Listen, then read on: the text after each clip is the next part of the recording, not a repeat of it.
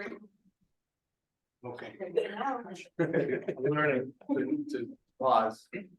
So I'll start off with a roll call. I'm here, I'm Brian Cleary, and Chris Nordstrom here. Eric Luz, is he online?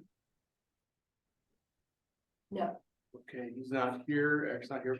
Mike Nkowski Here. Steve Anderson Here. and Tim Kombarak told me he's not able to make it tonight. And as well as Joan, and then Frank O'Connell. And then we also have Scott Purcell, who is the interim replacement for Brett Boyer. Welcome. And I'll give you a few minutes in the opening announcement here in just a minute for the introduction. So I concur that we have a quorum and ready to do business. And at that point, I have two pledge of allegiance. I pledge allegiance to the flag of the United States of America and to the republic for which it stands, one nation, under God, indivisible, with liberty and justice for all.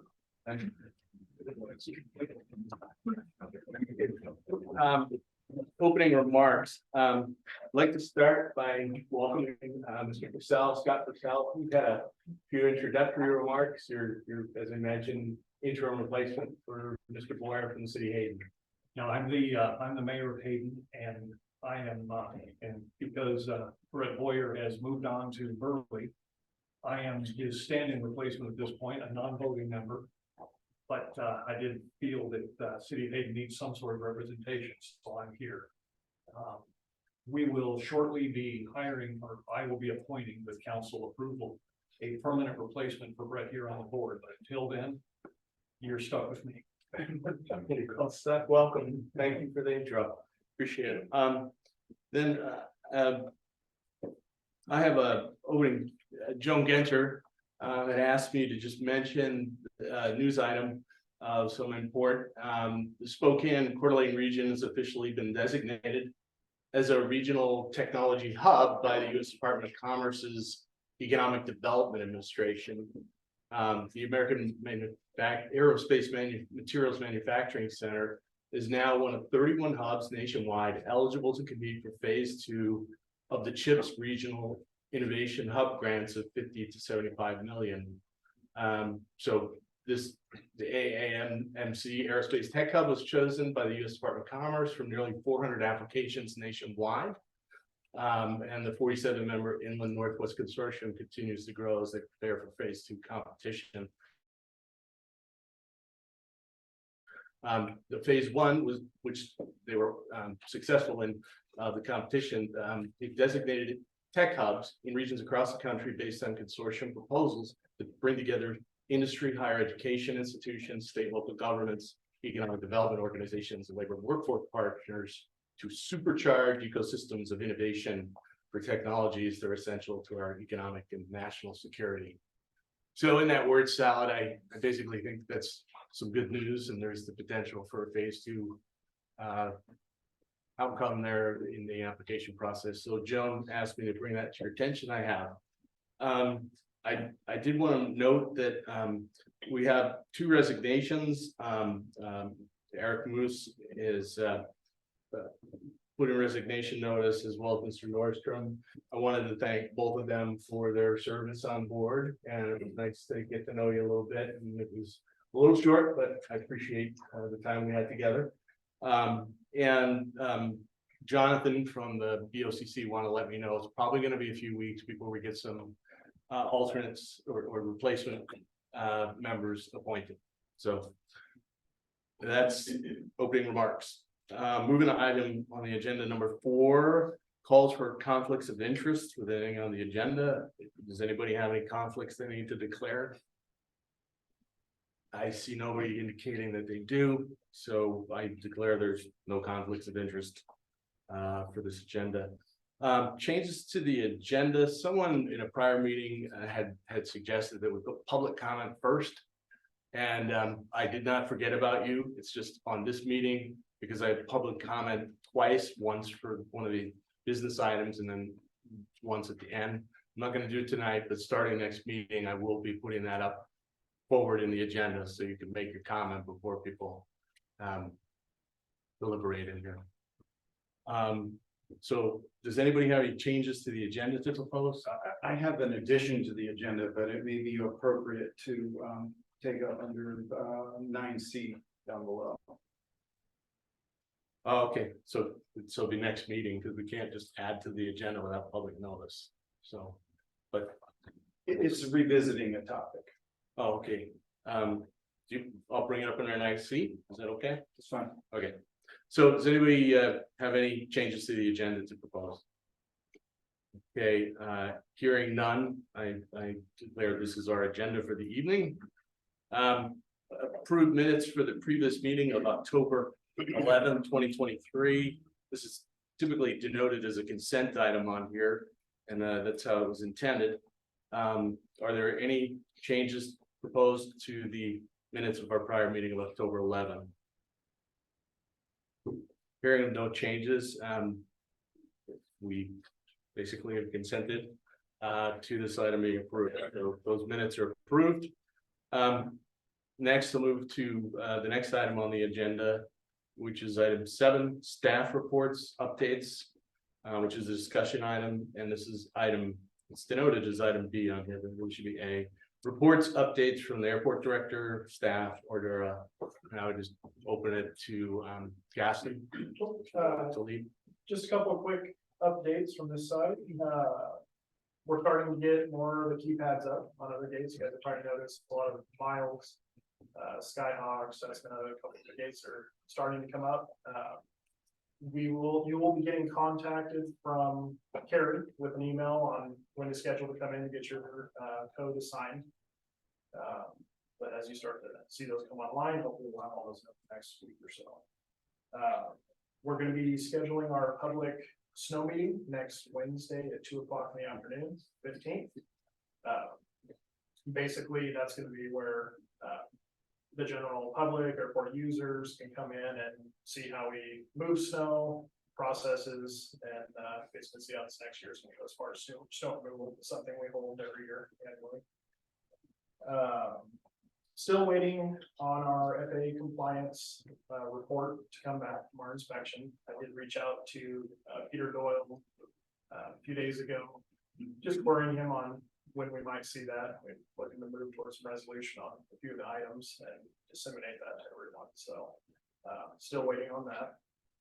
And the last thing I had was the grooving on 64 was completed last week. Runway's back open.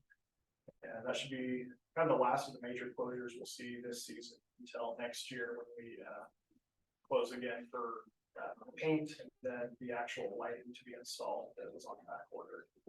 So outside of that, I can answer any questions or nothing really too new. When's that snow removal meeting due? The 15th, next Wednesday, 2 o'clock in the afternoon.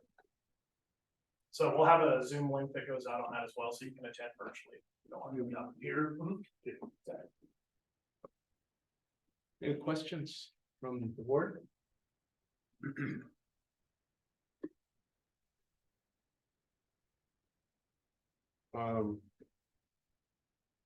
Hearing none, I'll move to the next agenda item. Thank you, Cass, I appreciate it.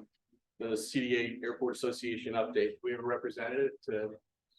Yeah, I'm over here. I'm Mr. Creviano. Yeah, I just have one item, and that's, we have a guest speaker on the 14th at Stancraft, and his name is, Addison Pemberton.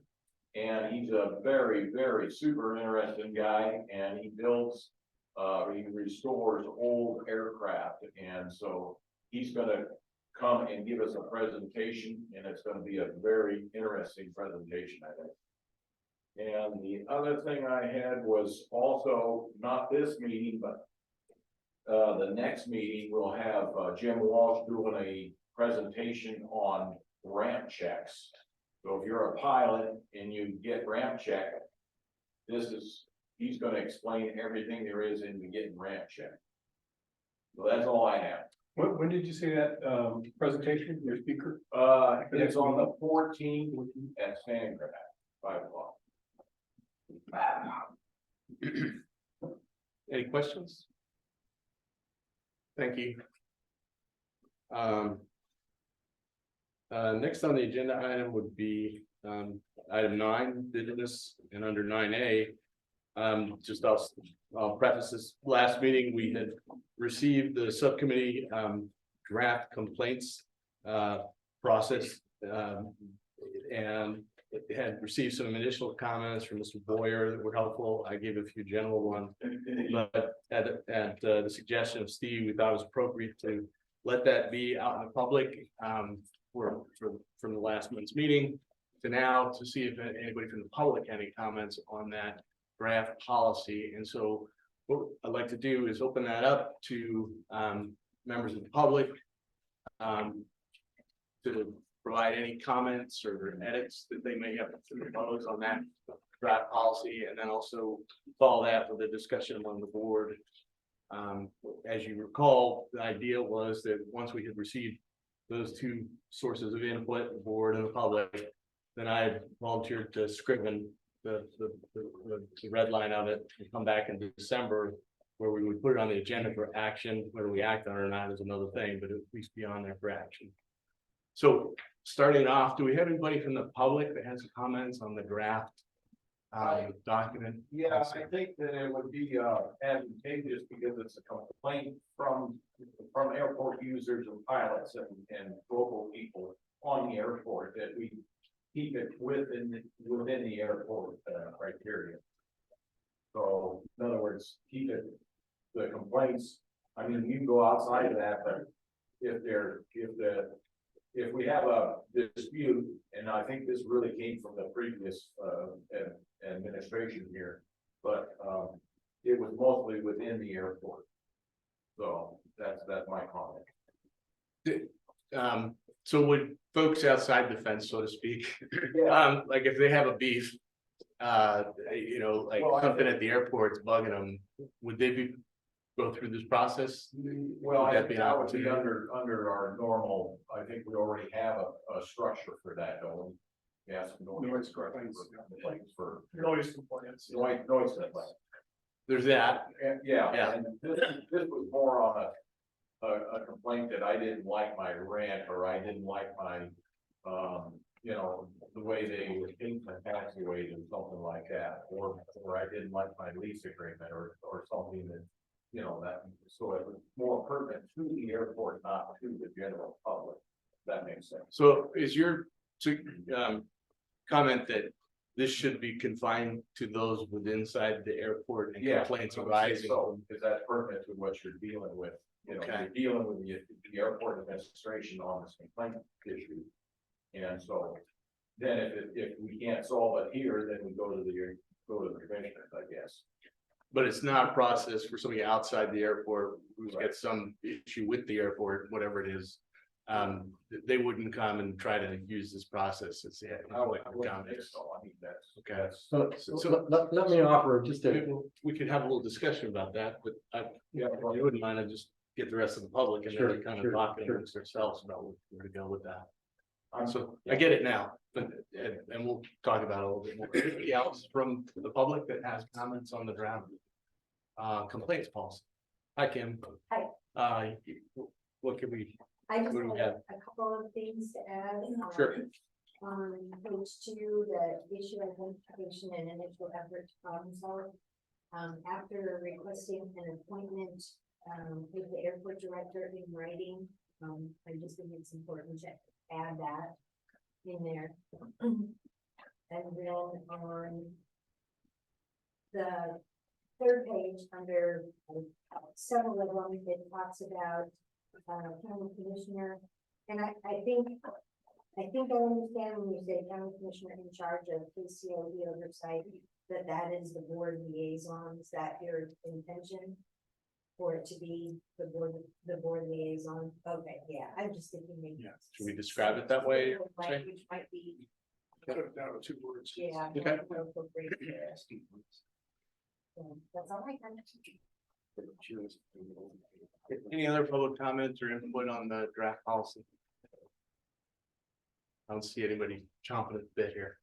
So, okay, so with that, I'd like to just take up input from the board and then chew around because, Mr. Craviotto had one point that I think diverges a little bit from, the possible scope of this, so we should talk about that. Is there any other input from the board on the drought policy? I know you were involved in helping Steve put it together. I agree with Mr. Praviano. I think that it should be airport users and stakeholders, not necessarily the public at large. I think, I don't know how you would define that exactly, but, because this is meant to be a process. Complaint system, not just, the fence is in my way, I can't see something, whatever. So we need to define that. That's what this is intended to do. I think, is that right, Steve? Do you agree? Well, I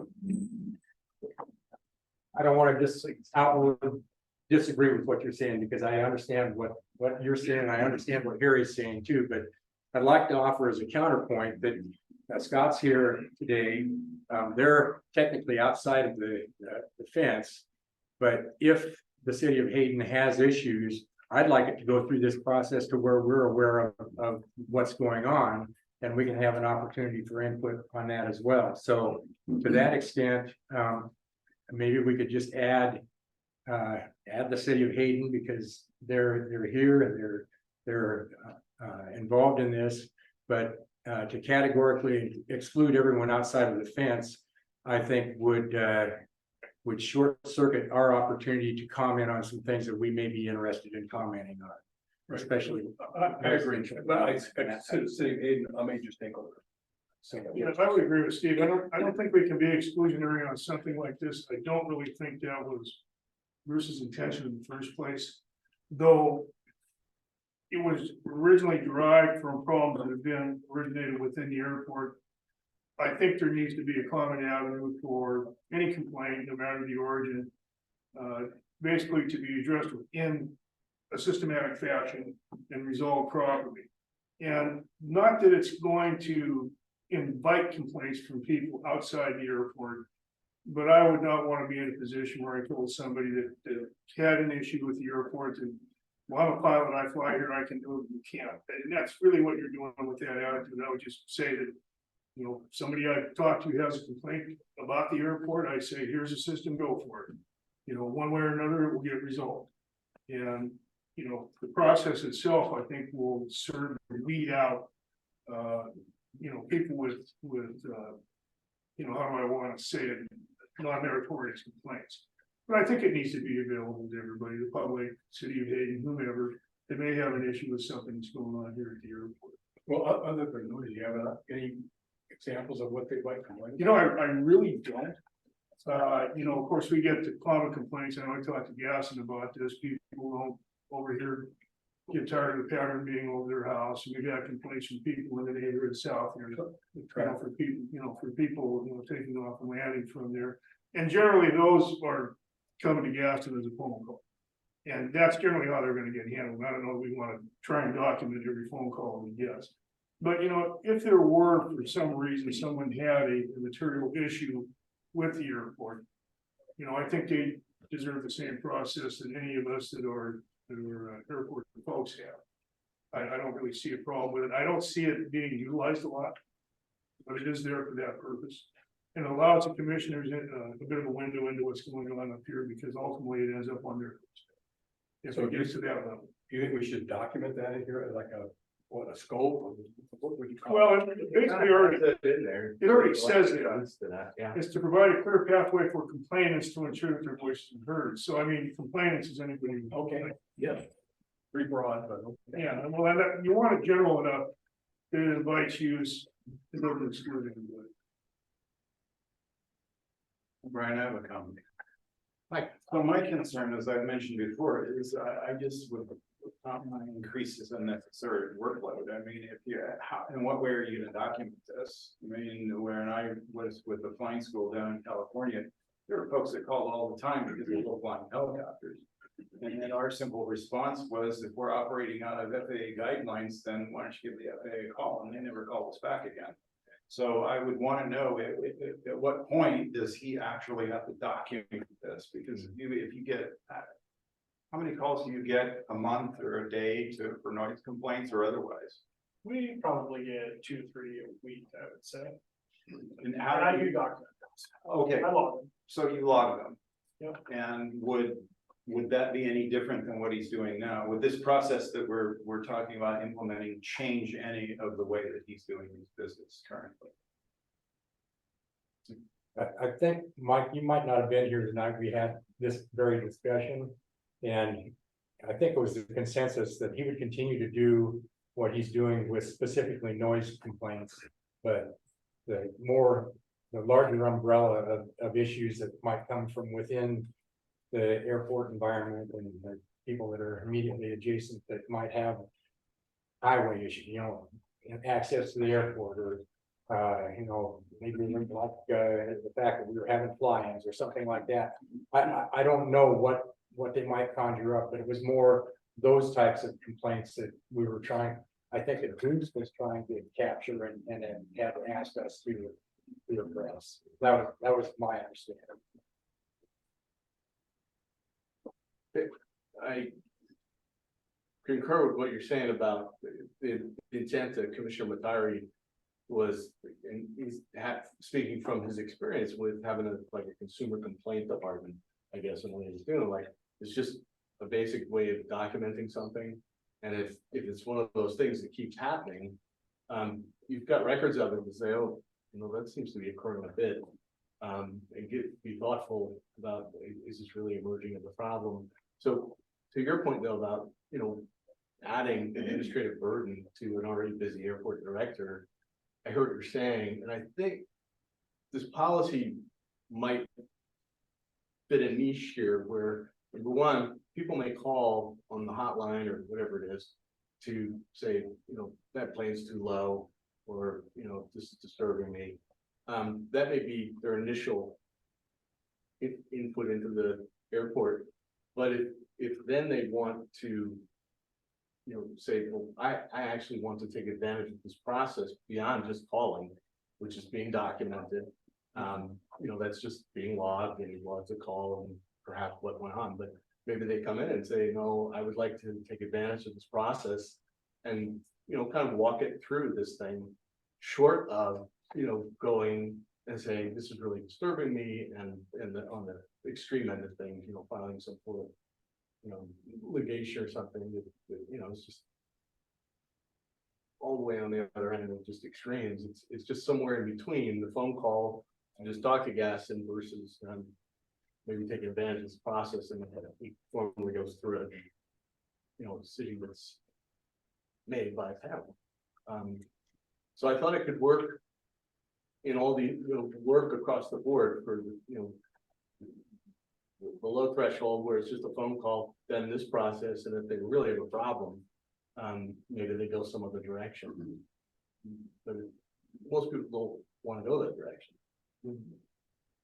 So that was just my thought about it, about how it works within the framework of what we have at the airport. I think most people, if they're gonna call gas and noise meter, the logical answer, and I'm sure gas has made it many times, is well, contact Fiscal and Spokane. Let the FAA know that you're unhappy that people are flying in the pattern or the airplane's too noisy or whatever, because really there's not much that an airport director or the airport of the county can do about that. And I think that would end the matter 99 times out of 100. This is meant more for something that more material with that, to where there was a resolution within the airport director's grasp for an alternative answer to the problem. Person didn't feel like they didn't get it, and then they, want to take it to a higher level, which I think is fair. It gives them an opportunity at least to prosecute the process to a logical end.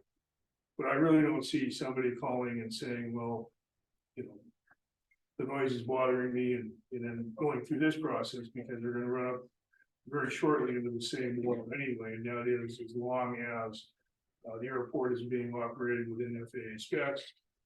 People are observing proper altitudes, they're not engaging in any kind of unusual behavior while they're flying their aircraft.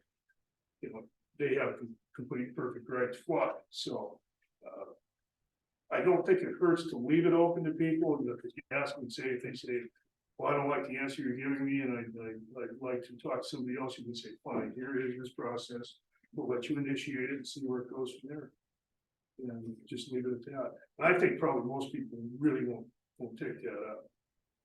They may decide to call FSDO in Spokane. Yeah, 9 times out of 10, just me hearing the complaint, a simple explanation of what's actually going on. I mean, we tend to get more complaints when we had like 64 posts for the grouping or for the resurfacing. All the traffic is directed to small runway. Most people don't know that, and they understand like, okay, well, that's not gonna be the case anymore. We're good, thank you. You know, just a simple explanation of what's going on. 9 times out of 10, it's a done deal. You know? So.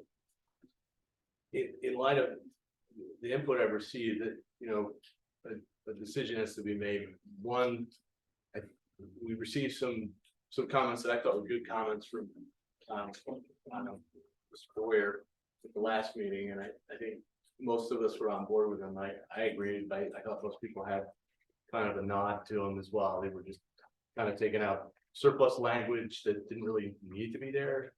I think one of the substantive ones was we thought that the panel ought to be for a year, not 6 months. When you panel it, I don't know how people feel about that. But he was taking out other language, like the premise of what the policy is achieving, and some language that just kind of like talks about avoiding escalation and to de-escalate. He thought that was, you know, kind of too triggery, and I agreed with that. So I think most of us kind of had a good feel about those comments from him, and I had planned to incorporate them. The one that really is, I think, the crux for now is, you know, what's the scope of this thing? Is it in the fence or in the fence plus outside the fence? And so I think I'd like to resolve that tonight and have some. Well, I'd like to ask Barry if he feels that we've responded to his concern. I mean, Yeah. after having heard what we said, I think when you go along with what we're saying, or you feel like you're. No, I kind of agree with what you guys are saying. I think this is, originally, this was because of the tenants were not happy with our previous airport director. And that's where it all started, I think. That's the biggest complaint. And then it was, we got into there was a lawsuit, and the lawsuit, and that's what we were trying to prevent lawsuits in the fact that we had a mitigation board to handle that kind of thing. And that's really where it all started to happen. So, but I do agree with what you're saying. I mean, I don't, I think it's a good idea, but that's kind of what the premise was for the people that were on the airport that had a complaint with the previous airport manager. They had some way of doing it before going all the way to the commissioners and you know, writing letters to commissioners, and you know, and then if they didn't get a response, then they file a lawsuit. That's basically what it boiled down to. But as far as inside the fence and outside the fence, you're going to go along. So if somebody has a great complaint, you know, but it still boils down to the airport manager. Right? Yeah. So if I could, so having heard what Brent said last week and having played attorney myself in drafting this thing up, I concur completely with the edits that Brent made. I don't think we have to discuss those anymore. Yep. And I'd like to move this along. I think we've discussed it to the extent we need to. If you can scriven out the stuff that we discussed last week and Brent added in, I'm good. Well, you captured my remark, which was, I think this is on discussion. I know what I need to do, and I'll come back to you and we can be on for action. If you don't like the red line, you can tweak it from there. So this will be back on in December as an action item for consideration. So next, I'd like to move to item 9B on our business agenda, just the 2024 board meeting schedule that's proposed. I hope you've all had an opportunity to look at that and check some dates. Jonathan Gillum from the VOCC had pointed out that February 14th can be a sensitive one because it's Valentine's Day. And then September 11th is kind of a sensitive one, I gather, because we're in airport and the events is September 11th. So some people may not want to meet that day, but I'm free on all of them. I don't know if anybody has any problems with these, but if you do, let me know and we'll figure out what to do. Chairman, these are all second Wednesday of the month, aren't they? Yes, sir. Well, as per the public schedule anyway, so. So how would you adjust that if there was a conflict with somebody? I mean, would you move it to a Tuesday or a Thursday or? I know what you wanted and we figure out something. Okay, I don't have a I was problem. hoping nobody had a problem, so we didn't have to expend the brain power. So, I have no problem.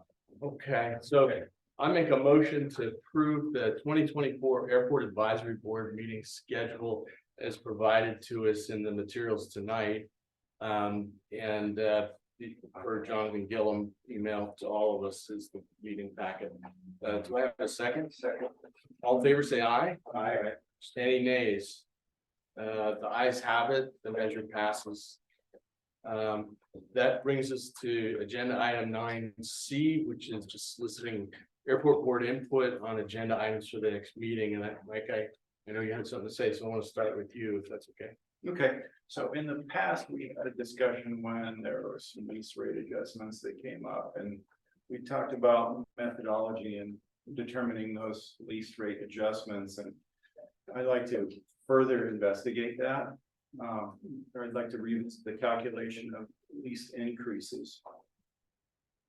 You want me to add that as just kind of like agenda item, so we crack that out, or is it something like? Yes, Okay, you know, in the rules and standards that you're going through, that rate structure is set in there.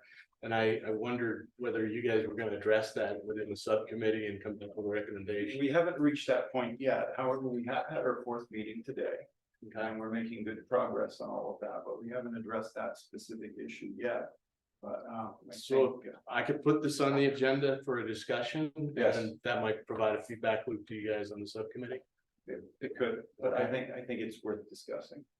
Great. Any objections to doing that? I just want to make a comment on that. When we did the adjustment this year, we defaulted to the consumer price index increase, and we talked at that point in time about Which one? I'm sorry. Which one to use, the national versus the regional? Well, no, not that, but if you go to the documentation on it, you know, it goes to a list of methods that you can use to adjust the rent, and it seems like I've never seen it use anything but the CPI. That's right. So really what we want to do is clean up the language and say, okay, let's just go to, and I suggested, you know, a 5-year average of the CPI. And don't worry about, you know, the rest of the language superfluous, just drag it from the document and just maintain that methodology going forward. We think that would be more fair to the people who are leasing ground out here at the airport. It's certainly a lot easier to deal with, because if we were to actually try and undertake any of the other methods, it would be all year doing it. So we just, when we discussed it, I asked Steve on the phone the other night, I said, "Have we ever resolved that?" And he said, "No." So we need to, so that we don't roll around and do it again the first of next year, or next year, and bump into the same goal. So that's why we'd like to add it back on the agenda, just almost more of a housekeeping matter than anything else. So, You have to. I mean, there's the paragraph, I mean, it's got all kinds of things in it. Right. None of it gets you. David, very close look last year, because I'm the one pointing out, the airport been using the national and they. Well, we just been using Those those regional, regional, it's the goes out and Northwest, surveys Pacific other Northwest. airports. and- Pacific Northwest, that's right, and I said, there is no such thing. Well, most of these other things were subjective, and it's very hard for you to get your arms around it, so. Like Frank said, we need to get clarity, and if we're gonna settle on one, settle on it, and we'll know what.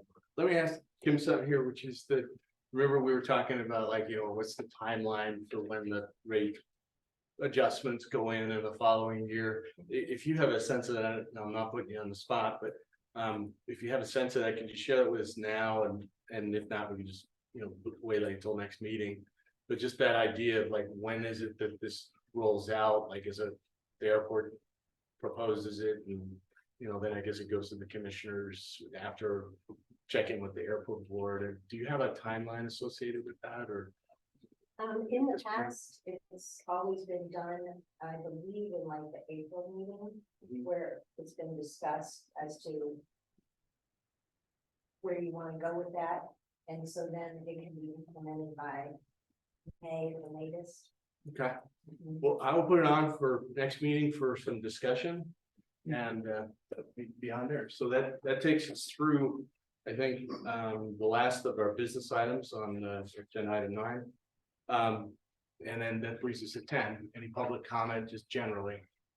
Anybody have anything? Hi. Kurt Lau, Portland Aviation, on the part about the complaints and stuff. I don't know if it's our position on the field or our name or whatever, but I get probably 2 or 3 calls a month. I enjoy people coming in, they call and, hey, can this airplane not fly here, can it do this, can it do that? I allow them to invite people in, and I just think education is a great way to go with that. I've had HOA presidents come in and go, hey, we all met and we don't like this and don't like that, so I show them what we're doing. Even have try out the airport and show why we fly different ways and things, so I know Gaston gets plenty of calls, but just the education side of things, really, after I educate people on stuff and explain, we're not just boring holes in the sky, we're training pilots and training airline pilots and things, people kind of calm down, so for what that's worth, the education side goes along with it. Thank you. Any other public comment? Okay. Hearing none, I'm gonna move to item 11, adjournment. I would move that we adjourn. Do I have a second? Second. All in favor? Aye. Any nays? Ayes have it. We adjourn. Thank you.